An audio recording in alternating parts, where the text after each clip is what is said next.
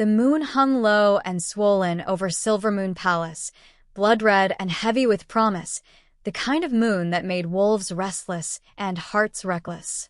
Inside the queen's private wing, Alara Blackwood, once Alara of the Whispering Woods, stood at the open balcony doors, letting the winter wind whip her long auburn hair across her face. 7 years had passed since the day she had been wed to the Alpha King in a ceremony of steel and silence. 7 years since Thorn Blackwood had looked at her with those midnight eyes and spoken the words that had frozen her soul. This marriage is duty. Nothing more. I will not claim what is not freely given. He had kept that vow with ruthless precision. No touch. No kiss. Oh, shared bed. The palace corridors whispered that the queen was barren, untouched, unloved. Alara had learned to wear the silence like armor, to smile at courtiers while her heart bled, to tend moonflowers in the royal gardens as though their fragile white petals could somehow heal the ache inside her. Tonight, though, the air felt different, charged, electric. The mating moon was only 2 nights away, and the entire pack could feel the pull. Even Alara's wolf, long dormant and quiet, stirred beneath her skin, restless and hungry. She heard the footsteps before she saw him, slow, deliberate, heavy. The scent hit her next. Pine smoke, storm clouds, and something darker, something desperate. Thorn. He appeared in the doorway like a shadow given form. His black cloak was dusted with fresh snow, his hair wild from the wind, and his chest rose and fell as though he'd run all the way from the northern border. The Alpha King, feared across 3 kingdoms, looked broken. Alara. His voice cracked on her name, raw and ragged. He took 1 step inside her chambers, then another, until he stood only an arm's length away. Moonlight carved sharp angles across his face, highlighting the scar that ran from his left eyebrow to his cheekbone, the mark of the war that had made him king. She didn't move. She couldn't. 7 years of longing and rejection warred inside her. Thorn dropped to 1 knee. The sound of his knee hitting the marble echoed like a thunderclap in the quiet room. "I beg you," he said, the words scraping out of him as though they were being torn from his throat. "I beg you, my queen, my mate, let me claim you. Tonight. Right now. I can't wait another hour. Another minute.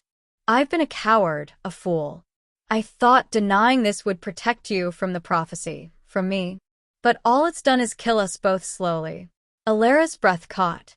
The mighty Alpha King, on his knees before her. The pack would never believe it. She barely believed it herself. He lifted his head, eyes glowing the pale gold of his wolf. "I love you. I've loved you since the day I first saw you standing beside your father, chin high, refusing to cry even as our armies took your lands.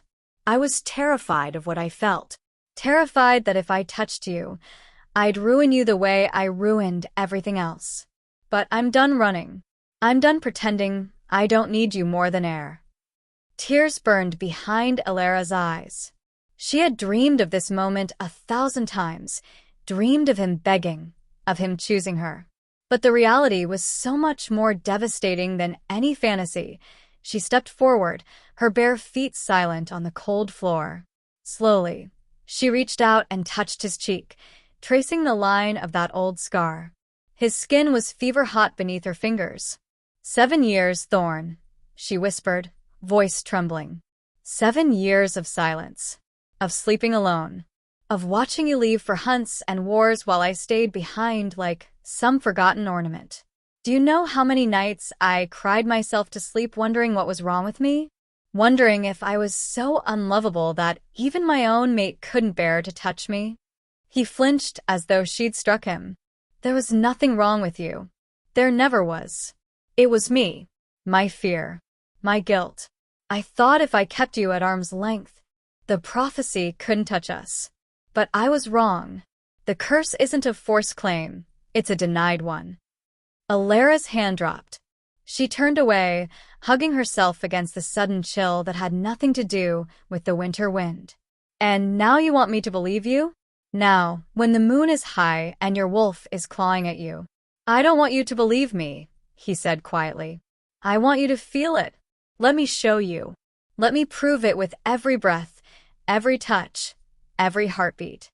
If you say no, I'll leave this room and never ask again. I swear it on my wolf, on my crown, on my life. The silence stretched, thick and heavy. Outside, a distant howl rose, another wolf answering the moon. Inside, Alara felt her own wolf finally rise, not in anger, but in aching need. She turned back to him. Stand up, she said softly. Thorn rose slowly, towering over her once more, yet somehow smaller than he'd ever been. Vulnerable. Hers. She reached up, fingers curling into the collar of his cloak. If you're lying to me, Thorn Blackwood, I will never forgive you. I'm not, he vowed, voice low and fierce. Not ever again. Then she pulled him down, and their lips crashed together in a kiss that tasted of snow, desperation, and 7 years of unspoken longing. The room seemed to fade. There was only the heat of his body, the growl rumbling in his chest, the way his hands, large, scarred, trembling, finally settled on her waist as though she were the most precious thing he'd ever held. He lifted her effortlessly, carrying her toward the bed without breaking the kiss. Alara's fingers worked frantically at the clasps of his cloak, shoving it off his shoulders. It fell to the floor with a soft thud.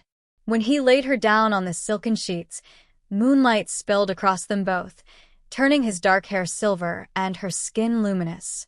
Thorn hovered above her, eyes blazing, chest heaving. Tell me to stop, he rasped, and I will. Even now. Alara reached up, cupping his face. Don't you dare stop, she whispered. Not tonight. Not ever again. And with that, the Alpha King finally claimed his queen. The kiss did not end. It deepened, lengthened, turned feral. Thorn's mouth moved over Alara's with a hunger that had been starved for 7 long years. He tasted her like a man dying of thirst finally allowed water, slow at first, reverent, then desperate, devouring. His tongue swept against hers, coaxing soft moans from her throat that made his wolf snarl with triumph inside his chest. Alara's hands, those huge, lethal hands that had torn apart enemies on battlefields, shook as they slid up her sides, gathering the thin silk of her nightgown. He pulled back only far enough to meet her eyes. May I? He asked, voice ragged. Alara answered by lifting her arms above her head, offering herself completely. With a low, reverent curse, he dragged the gown upward, peeling it from her body like unwrapping a sacred gift. Moonlight bathed her bare skin, turning every curve luminous. Thorn's breath left him in a shuddering rush. Gods, Alara, his gaze moved over her slowly, drinking in the swell of her breasts, the dip of her waist, the soft flare of her hips, the auburn curls between her thighs.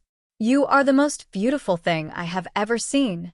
Heat flooded her cheeks, but she did not look away. She had waited too long to be shy now. Instead, she reached for the leather ties of his tunic. Her fingers fumbled. He helped her, yanking the garment over his head in one impatient motion.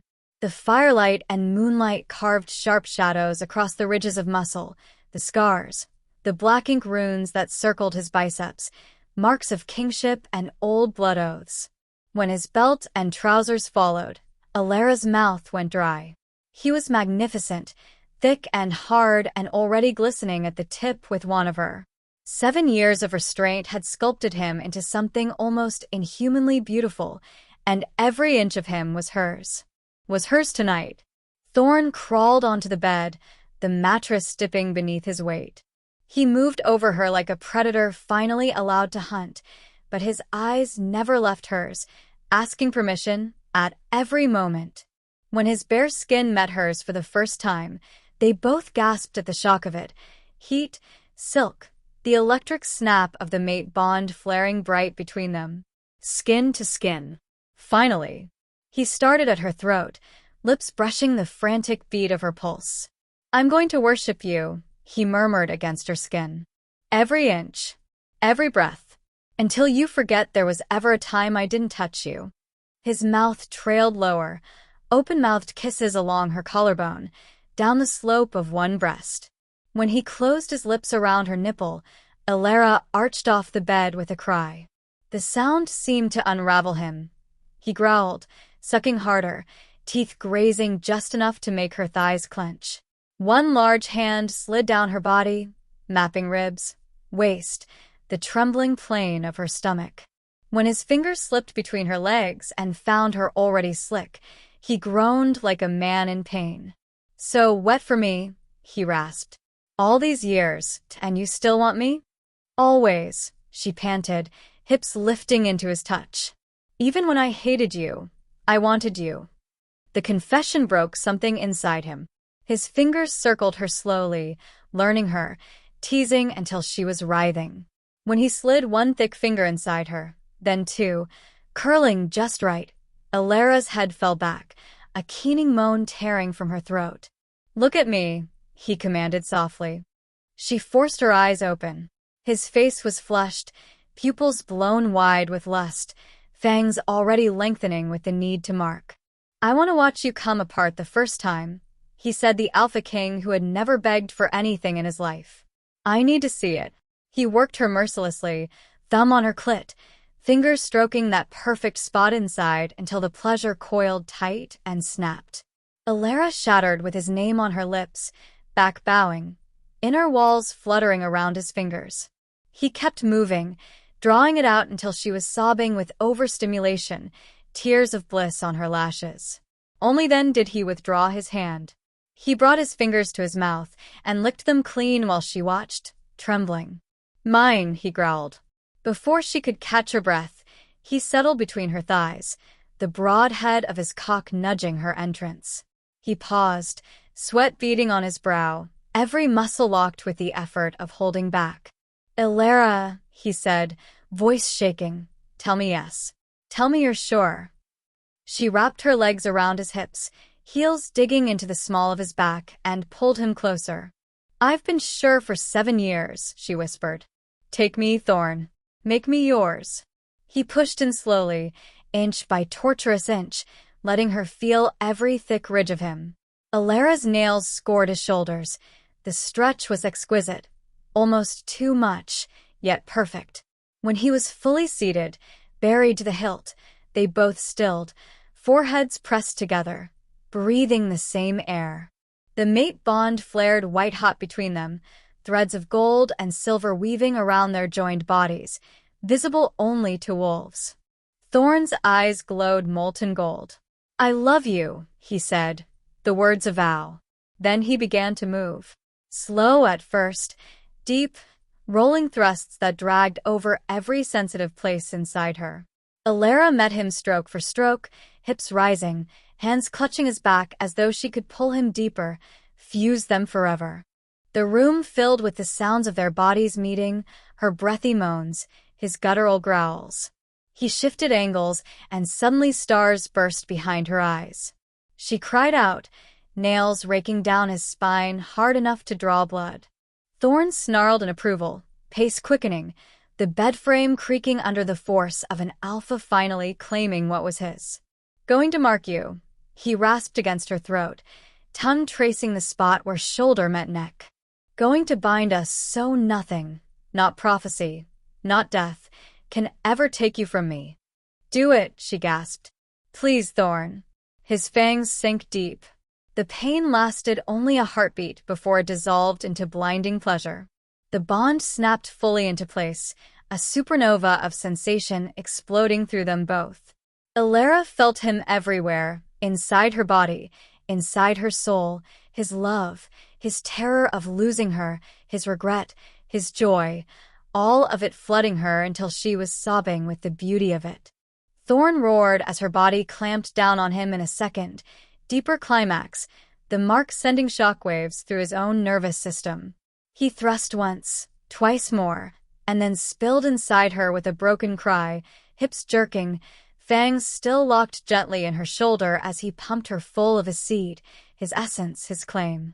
They collapsed together, trembling, sweat-slick and breathless. He licked the fresh mark tenderly, sealing it, then rolled them so she lay sprawled across his chest, still joined.